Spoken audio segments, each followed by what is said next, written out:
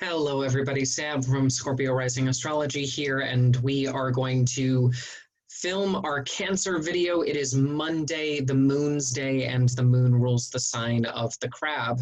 So let's go ahead and talk about this super sensitive but also very protective water sign. Okie dokie.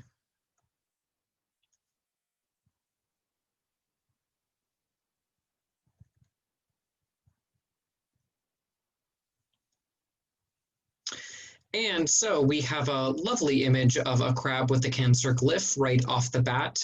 And one of the things that I think we really need to understand about Cancer is all the water signs are somewhat misunderstood, but I think people think that Cancer is just a big old crybaby, and they certainly are, but there's more to Cancer than that, and that really goes into their astrological makeup and what makes Cancer the water sign that it is. But if we wanted to summarize Cancer in a single phrase, it would be the nurturing instinct. I often think of the maternal instinct with Cancer, but I'm a Cancer and I'm a man. So when we think of gender norms, it's not necessarily as appropriate. But when we think of the idea of nurturing, when we think of the idea of helping and caring and empathizing and feeling and cultivating a sense of trust, all of those things are going to be Cancer's specialty. As a water sign, naturally going to be in touch with the emotions, but it's an active emotional caring, which is where we get into some of the nuances. So let's discuss those. Okay, I really enjoy the image of the fiddler crab specific for Cancer because a lot of people, when they think of the image of the crab, it's this tiny, puny little water spider. And a crab is so much more than that.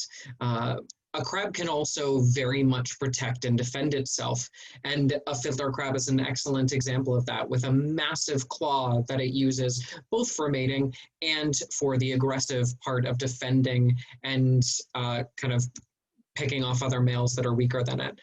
So when we look at a crab archetype, I really enjoy fiddler for the protective side of Cancer. And this is something that I think a lot of people miss with this archetypal sign, is the more active and defensive and aggressive sign of Cancer. So when we look at Cancer stats, where Cancer really gets its bad rap is being a water sign.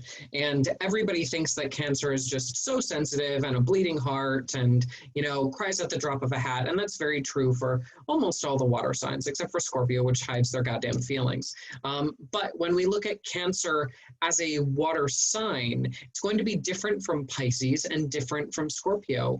Cancer is the cardinal water sign, and that cardinality, which it shares with Capricorn, Libra, as well as Aries, gives it the fire in the blood that allows Cancer to lead, but also allows Cancer to be very, very fierce when need be.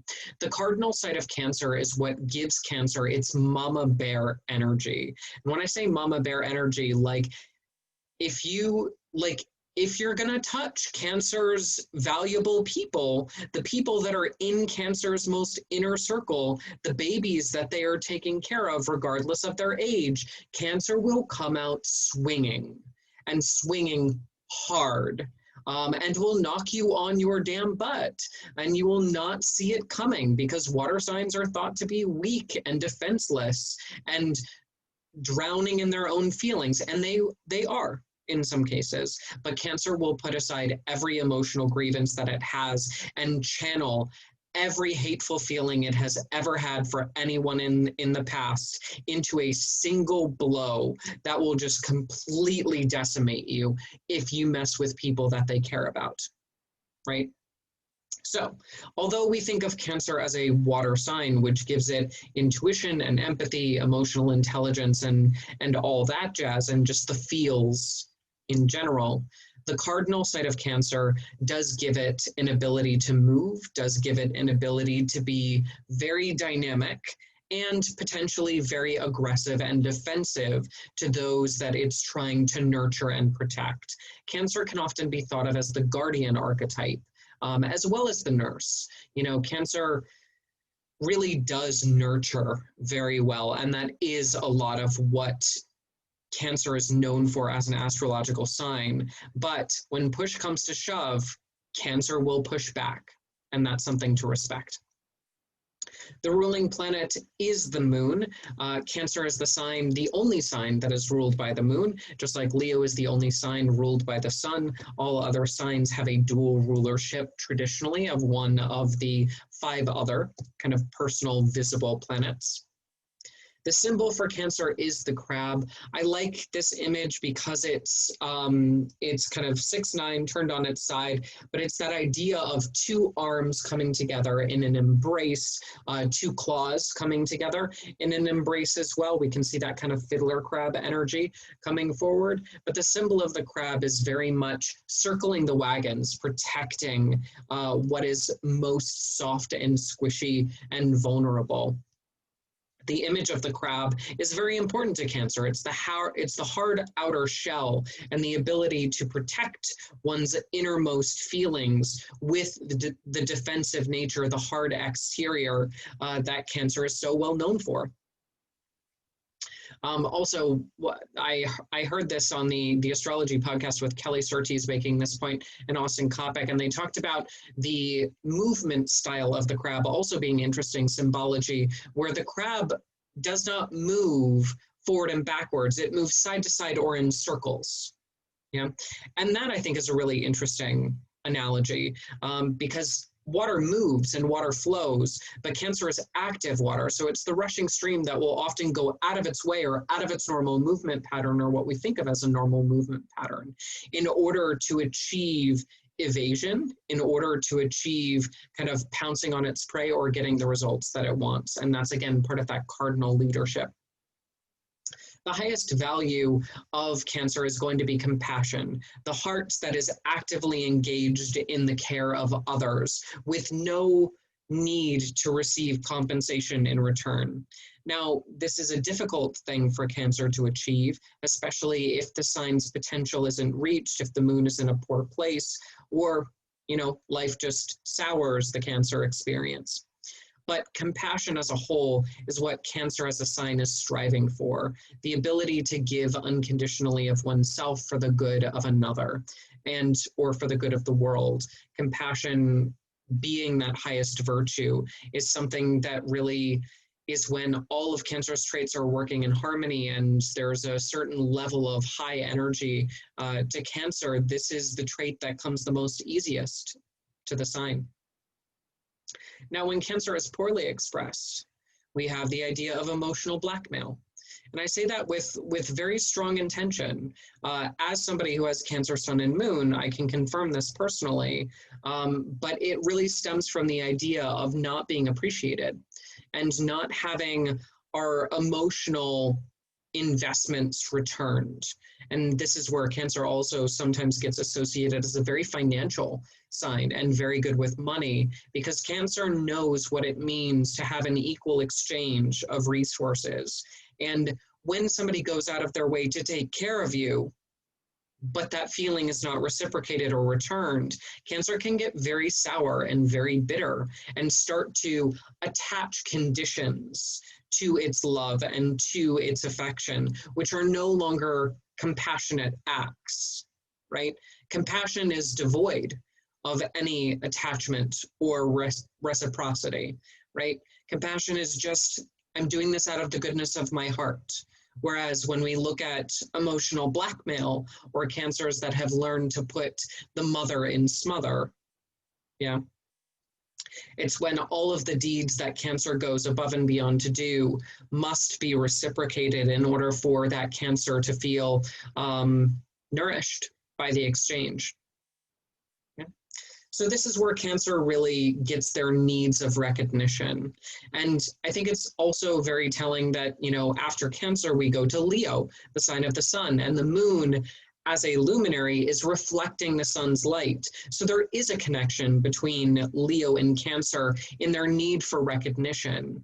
Leo needs attention as validation, but Cancer needs emotional fulfillment. Cancer needs people to be thankful and grateful and to offer that emotional sacrifice in order to make that exchange worthy of Cancer's time. Okay? So recognition is a big thing for Cancer. Purpose is another thing for Cancer. Without someone or something to take care of or nurture, Cancer feels very idle and will often lose themselves or pick themselves apart, looking for a project, looking for something to help. And without that purpose, Cancer often feels lost. Yeah. So don't necessarily take it as criticism if Cancer chooses to make you their pet project. It's actually a compliment because it means that they're pulling you deeper into their inner circle. Emotional transparency is also something that Cancer very, very much needs. As a sign who thrives on emotion and as a sign who really is trying to help, yeah, Cancer wants to see that it's helping. Cancer wants to see that its feelings, its effort, its energies are kind of hitting their mark, are really affecting the person and making their lives better because of their duty, because of their work. But if emotions are hidden, or if emotions are not transparent, or if somebody is emotionally lying just to make a Cancer feel better, first and foremost, they know it because that watery intuition starts to come in and that empathy starts to tell them, oh, they're lying. And that's where you get sticky, is lying about your authentic feelings to a Cancer never ends well, because they know. They just know. They're connected through their heart space, and so when you hit a sour note emotionally, they can feel that sour note emotionally. And without that emotional transparency, Cancer really starts to pull back and starts to withdraw and starts to defend and protect its energies because you are now a threat instead of something that has potential that Cancer can really nurture or give towards or invest their time and energy in. Cancer is smothered by apathy, first and foremost. And when we think of that with emotional transparency, you know, when somebody chooses not to acknowledge their emotions or buries their emotions or hides their emotions behind walls, when Cancer as an emotional sign goes to reach out empathetically, goes to be of service, goes to look for that emotional impact, that their actions are actually doing a good job, validating them and validating their care and their love and seeing that their attention is hitting the mark. If they can't see that because somebody is choosing to be apathetic or stoic, then Cancer really gets smothered by that because they can't gauge whether or not they're being helpful. And that's really what Cancer thrives on, is the feeling of being helpful. Yeah. Intellect is another thing that smothers a Cancer, or hyper-rationality.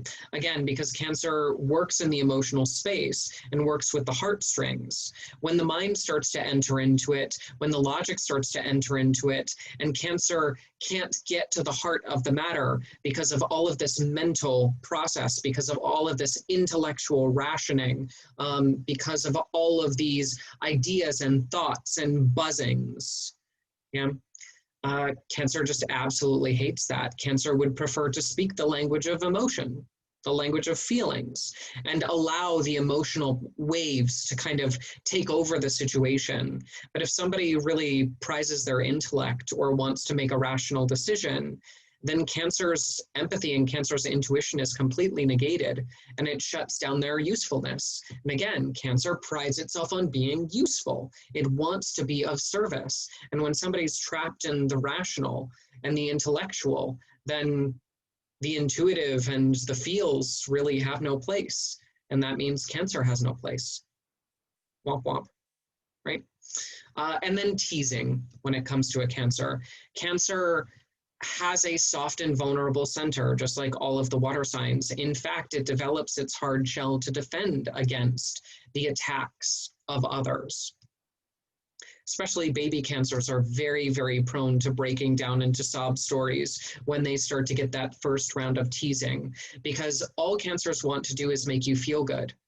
right? That's their sole goal in life. Whether that goal has strings attached or not depends on how evolved the Cancer is as a sign and as an astrological entity of an expression of their natal chart.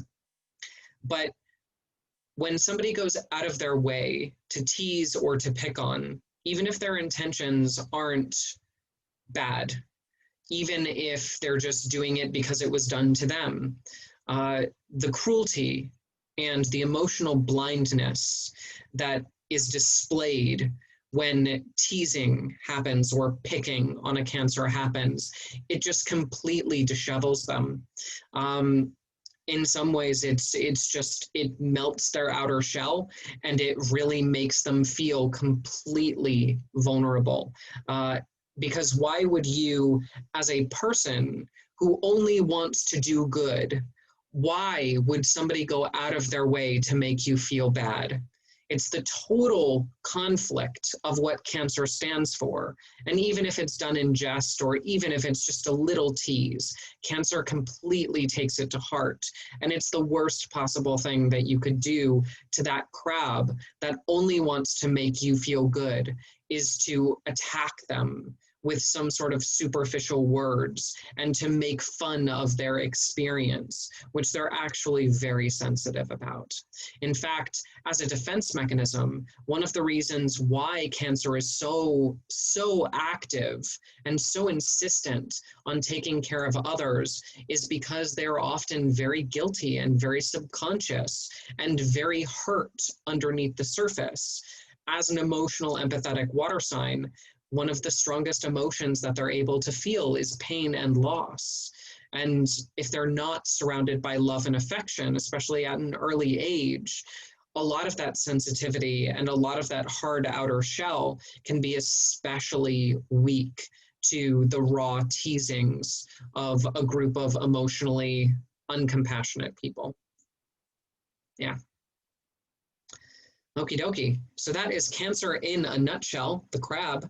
And that actually concludes our Signs 101 series. This is the last video that I'm filming. We've done all 12 signs throughout this series, throughout the course of a week. Make sure you go back and listen to your sun, your moon, your rising at least. Get an image of what these archetypes mean to you as a person. And feel free to introduce the videos to, the prominent Cancer in your life, the Leos, the Virgos, the Sagittariuses, anybody who feels like they need a little bit of extra insight into their major sign placements. This would be a great opportunity for them to learn about what the stars have to say about them.